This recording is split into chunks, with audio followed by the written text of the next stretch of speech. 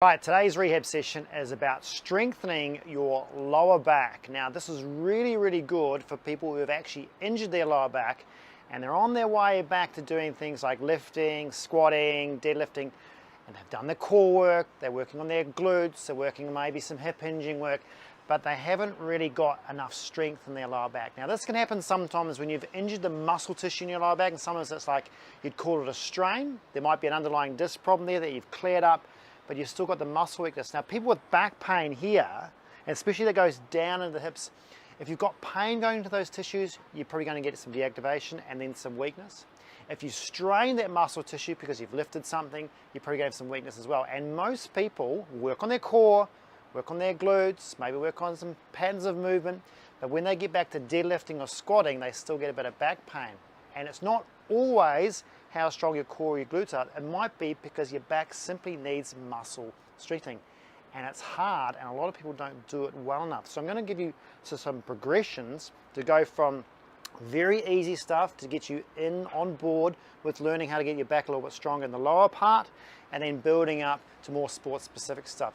So the first thing I want to get people doing is actually getting their lumbar extensors, okay, getting those muscle tissues that work as like a stabilizer when you lift, but also they work as an isotonic movement when you bend forward naturally. So if you imagine I'm going to bend forward and pick up something and come up, I'm doing lumbar extension there. I need those muscles to actually extend my back. So same with I was going to pick up something from there, pick up something light, I'll round my back, I'll use my lumbar extensors in conjunction with the rest of my body to lift me up. But if I was deadlifting something heavy, I use my lumbar extensors to be a stabilizer, and so I don't move there and I move at the hip. Okay, but for those people who need a bit of strength in there, we're going to work on the actual muscle tissue in sort of a hybrid, if you like, from doing a little bit of lumbar extension and some hip extension at the same time. So we're using those two things together. So there's a bit of isometric work and a bit of isotonic work in every little exercise. The first one I want you to work on is going from this 4-point position here like that, okay, and trying to go from here and lifting up in this position here.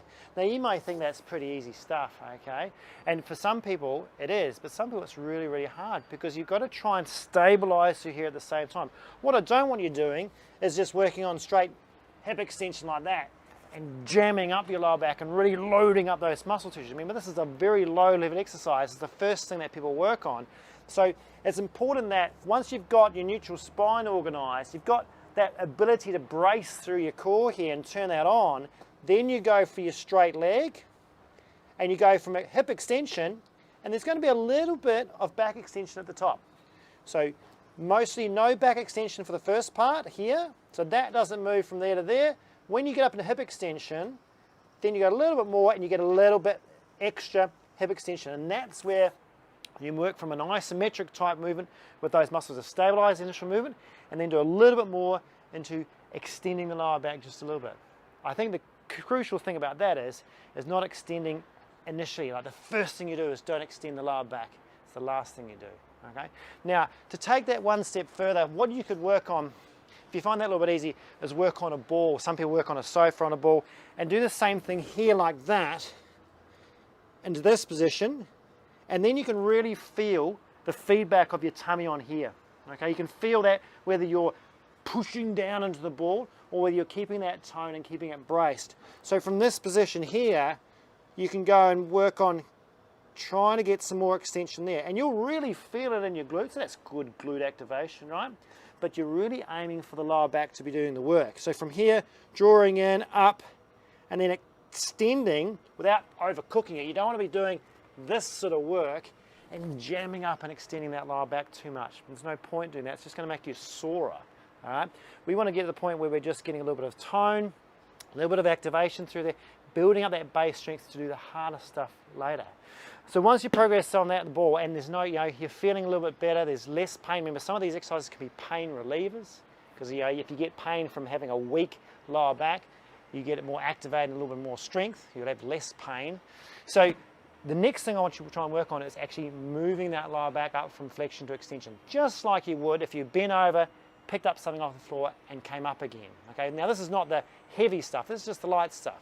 So again, you could use a ball for this, but what you've got to try and do is make sure you sort of not dig, but make sure you're firmly planted with your knees and your feet here. So I'd probably point your toes and bring your toes into dorsiflexion, I should say, and get into there so you've got a bit of grip.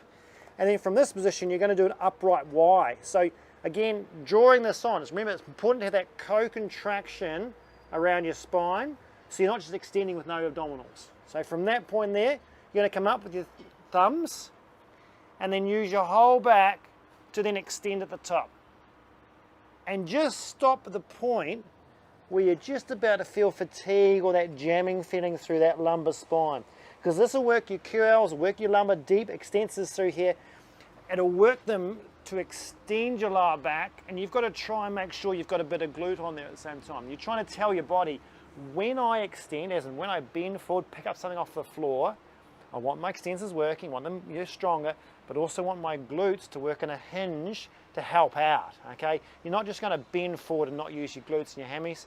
They're going to help stabilize and extend the hip and help lift the back up in that posterior chain type fashion. So let's just run through that again. Drawing in, thumbs up first, get that up, a bit of load, and then extend upwards as much as you can without losing stability, and then slowly down. Nice, slow, controlled reps, keeping your core and a bit of glute on to stabilize, to learn that pattern of movement. And you'll find that that sort of movement helps you with this whole bending forward, coming up, that nice bending over, rounding your lower back, coming up, extending, but working everything to help you up, not just one thing. So that's the sort of the baseline stuff. Then what I'd try and work on is getting things a little bit harder. And that involves going to doing, I'll show you here, hip extension off the bed. All right, so this thing will definitely load up your back a little more. Now that we were working on lifting up your back, this one we're lifting up your legs. So you'll need probably, you know, a kitchen table or even your bed at home. That's the thing. We've got a plinth obviously we can use to hold on to, so you can use your legs as the lever. So the first thing I'd do is work on perhaps one leg to get the movement right, then work on the two legs to get the load. So the one leg movement is just trying to work out how you're going to hang on, keep your core on here, keep neutral here, and again same sort of movement there, making sure you know what you're doing here. And if you've done this on the ball before, you know what you're sort of working on. Okay, so this point here, and then you think, okay, I've got to lift two legs now. So you're going to stabilize, draw on here first, don't hold your breath, and then work on just floating your feet up and lifting. And you might get halfway and then down. Just a little bit of load. The first little bit is you don't want to overextend your back and jam it up. We want to just make sure we add a bit of load into the lower back so it stabilizes and handles the weight of the legs. So this point here, I'm just going to come up a little bit higher now and then come down. Again, nice, slow, controlled. Now this will definitely make you do hip extension, of course, and you're using your glutes, but your lower back is going to take the load. So you'll come up eventually going as sort of high as you can, and you'll probably find you won't actually overarch your back too much, okay? Now, if people get pain with this, the load's too much, they're not ready for it, you need to go back and do the other stuff. But there's no pain, only fatigue, then that's okay. Because as with all exercises involve muscle fatigue, you build it up, you'll get stronger and stronger and stronger if you go carefully and slowly. There's no point doing this too quick or too fast or too much load. From that point, some people could add on some load to their ankles. Okay, so you can put a weight on, hold a plate, hold a kettlebell, that sort of thing, and that'll increase the load a little bit more, and I'll show you that. So what I mean by adding weight is maybe just a dumbbell. Now this is only 4 kilos, but when you put it, say, between your legs, and again, you've got to hold on to this thing, so you've got to keep your legs together. That weight there is on the end of your leg, meaning it's about the leverage and how long your legs are. The longer your legs, obviously the more load through your lower back. So don't overcook it and put something too heavy on there. And the way you gauge that is obviously how you're feeling your lower back with your fatigue. I don't want any pain with this, but you've got to make sure that you can actually get to the same height as you did without the weight. So if you're doing this and say you got to horizontal and now you can only sort of get to there, then the weight's too heavy. So you need to drop that weight down, okay? And remember, any little bit of weight is more load, so it doesn't really matter, because if you try and do too much load and don't get the height, it's really a waste of time and you're not going to get the full benefit out of it. So making sure you can keep that core on, lift it up right into up there, and you'll find that that's way harder. Of course, your reps and sets can go down a little bit, but if you can only get 3 or 4 out, it's too heavy. Okay. So the final section of this is doing a lumbar extension off a bed or a plinth like we've got. Now, you could easily do this in the gym or you could do it at home, but you need a partner. So I've used Joe here because they've got to hold your legs down while you're doing it. Now I'm going to give you some tips on this so you don't go and make your back more sore. Make sure you really isolate what you're trying to achieve. So this one, you're going to do lumbar extension. Now there's going to be some hip extension in there as well, but what we just want to make sure of is you're really making sure you turn your core on, okay, and you're using your hip extensors to do your lumbar extension as well. You just don't want to go into hyperextension. So what I mean is, when you come up, you don't want to go and really overcook it and go into this hyperextension like this, okay? You want to come up just to neutral, so you're in that hip extension and lumbar extension, okay?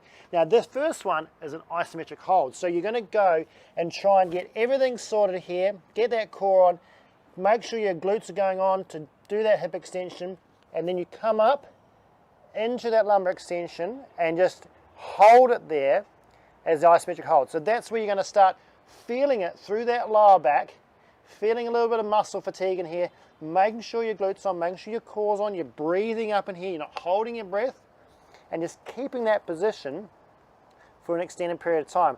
And obviously you've got to try and at least get to 30 seconds. You want to be building to a minute if you possibly can without the pain. Okay, and that's your first one.